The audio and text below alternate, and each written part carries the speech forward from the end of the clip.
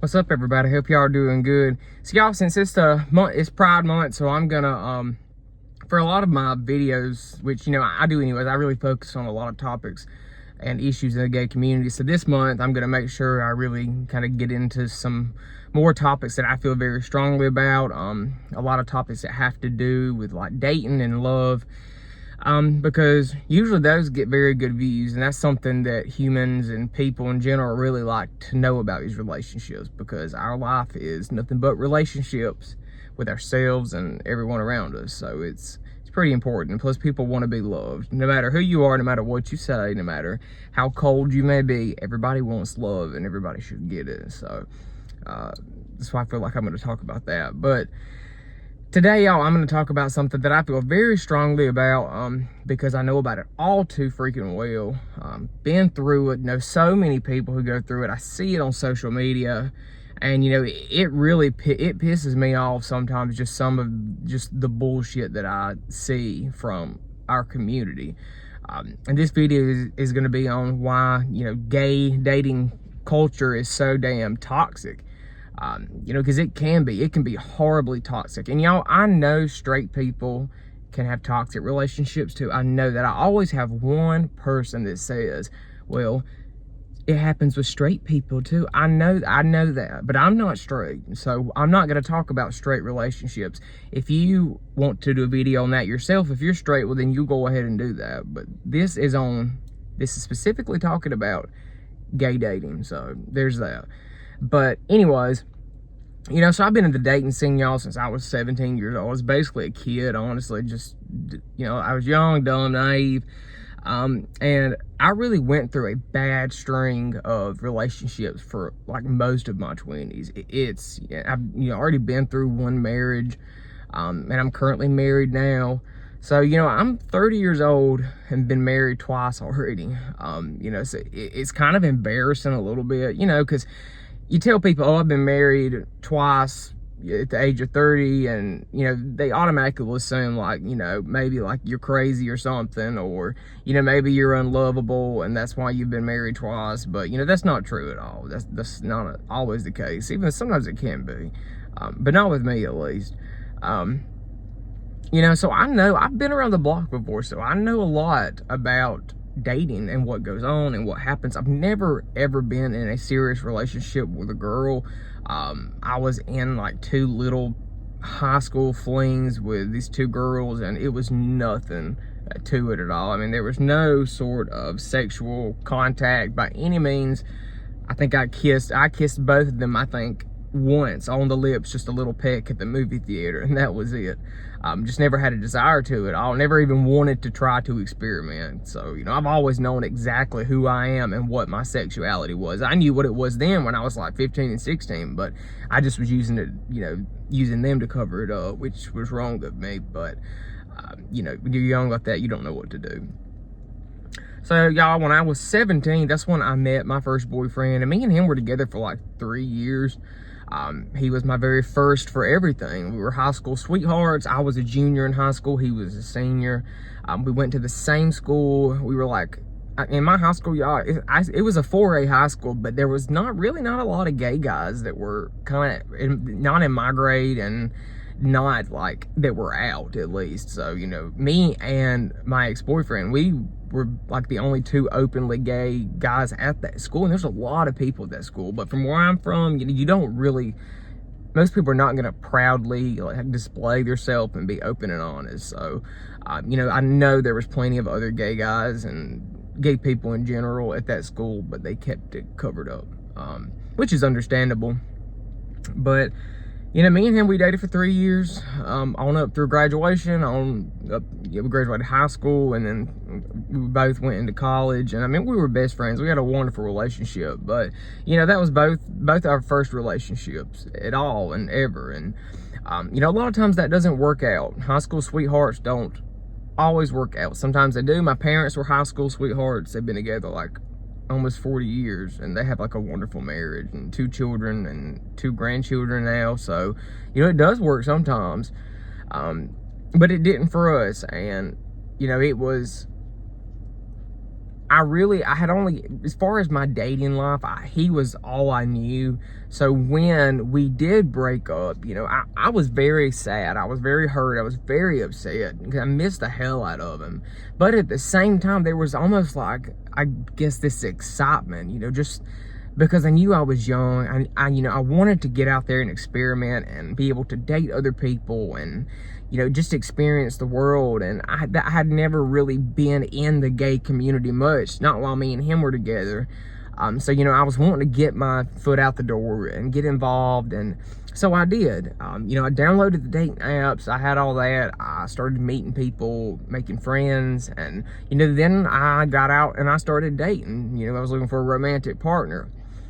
And, you know, my memories of those years where, I mean, you know, where I was out and about trying to find a serious relationship, I mean, they were not very good, because in my mind, I was looking for a serious monogamous relationship, and I always made that known. I never did not say that, but it just seems like the people that I kept bringing into my life were the type that they wanted, you know, they only wanted sex, but they would lie and say they wanted a long-term monogamous, you know, such and such, and then, you know, we would do the deed and then they would be gone.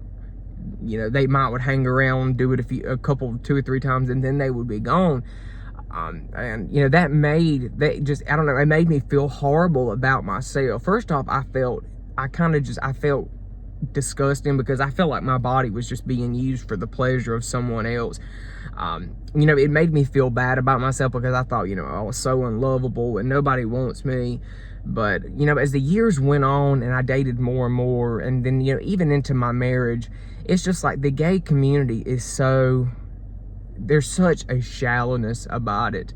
And a lot of lying, a lot of just cheating and dishonesty. You know, in the gay community, I feel like they, you know, instead of being open and honest that, you know, someone wants an open relationship, somebody is polyamorous, etc., they lie and say, you know, oh, I want to be in a monogamous relationship, or I want more than just sex. I want something long term. And then, you know, they lie about that, and then they use you for what they want, and then they're gone.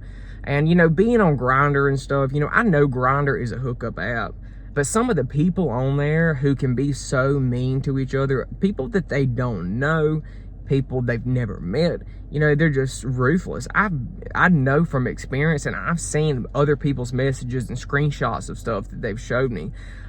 You know, and it's just like the way that our community is just so hyper focused on physical appearance and, you know, and looks and just everything like that. It kind of disgusts me sometimes. You know, I know men are sexual, visual creatures. I know that. That's just naturally how we're programmed. But it's almost as if some of these people live almost in that animalistic, like, instinct. You know, they don't sit and think about what their actions might do to someone, how their lying might hurt someone, how their cheating might hurt someone. They don't think about that. It's only they live in the moment, and living in the moment is good, but some things you know, it's not good to live in the moment. You need to learn to handle your emotions, handle your desires, your instincts, you know, and not act out on everything. But it's almost like in our community, people just, they give immediate response to any kind of emotion or any kind of sexual desire, and it's always made me really sad, because I've just seen it so much in my, you know, I'm 30 years old now, and I've seen it so much in the last like 15 years of my life. I've seen the shallowness. I've seen how fake people can be. You know, and it can be really hurtful, and that, you know, I feel like a lot of the times, you know, that gives our community a bad name, really, and it makes us look bad to other communities and, you know, to other people of the world, people that don't accept us, people that don't agree with our lifestyle, people that want to condemn us and, you know, and keep us oppressed. And, you know, and I feel like our behavior acting like that is gonna make people feel even more negative towards us. And you know, I mean, I know, and people are just judgmental as hell. I feel like being judgmental as a human being is very, of course, it's very common, but I think it's very natural for us to do that. Everybody can be judgmental. I can, and people always will be. That's not going anywhere. So, you know, you have to take into consideration sometimes how your actions make you look and how your actions can represent the people in your community, your brothers and sisters. But you know, people don't, it's almost like all they think about is me, and me. And it just, you know, sometimes it leaves me stumped. It leaves me speechless on how people can actually treat each other so horribly and then be able to sleep good at night. It's just, it really appalls me. And you know, another thing is, being in the gay dating world, y'all, it's like I have a hard time explaining it. It's almost like there is a need to belittle just about anybody that you can. And I don't know where that stems from in a lot of these people. But it's people that I have known personally, people that I have talked to on like dating apps and social media. You get on there and it's almost like they want to belittle you. It's almost like, I guess, to make themselves feel better. And it's like some people want a partner that allows them to treat them like shit. That I don't understand. I know people like that. Several people popping in my head right now, but I'm not going to say. It's like they want a partner to treat them like shit. And there's people out there that search for that person that will let them. You know, I've seen that, you know, all too many times when I was in the dating scene. And, you know, it's just almost like this very bigoted, just better than you mentality and attitude. You know, and it's really sick to me, because I feel like, you know, us as gay men, gay people, I feel like we need to really set a better example for ourselves and to take care of each other, because I do consider us all brothers and sisters. You know, we've all been through some of the same rough patches in our life. We all can relate to each other, but it's like we don't want to give each other the respect and dignity that we deserve, just simply as for being a human being alone. We want to treat each other like shit and talk to each other like crap and, you know, just do what the hell we want and not ever sit and think about what my actions would do to someone. And unfortunately, y'all, me saying there's people that are just, they're narcissistic. They don't care if something hurts someone. They don't give a rat's ass. So, you know, people trying to talk something into someone that is like that. I mean, it's like talking to a wall, unfortunately. But, you know, some people are willing to change, and there are some people that can change. You know, if they're approached by the right person and spoken to the right way, you know, they can realize that their actions are hurtful and really be able to change their life and change themselves. So, you know, that's the point of my whole YouTube channel, y'all, is to really kind of, you know, help anybody out. I would love to be able to change the lives of people that watch my videos by my experiences and, you know, just by the passion and the drive that I have to get out here and, you know, to kind of be a public figure just solely to help people and to show people love and respect and to let people know that they can get through anything in life, because life is so fucking hard sometimes. It sucks. You know, we all want to find that special person. Most of us do, at least. And, you know, the way people out here doing each other it makes it very hard. It makes dating absolutely terrifying and absolutely scary. So, you know, that's just my thoughts on everything, y'all. You know, some people may not agree with me. They may think, you know, it's really not that toxic, but I guess it depends on your experiences. And unfortunately, I have not had the best experiences with dating. And, you know, I've made a few videos on that now, and you know, I'm sure y'all know that by now. But yeah, that's all I got to say for today, y'all. It's really hot here today, and I'm in my car, so I'm going to have to get out of here. I'm starting to sweat.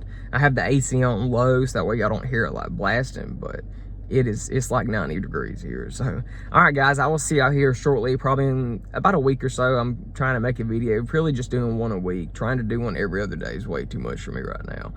So bear with me. All right, guys, y'all have a good day. Like this video, subscribe to my channel, and I'll see you shortly. Bye, guys.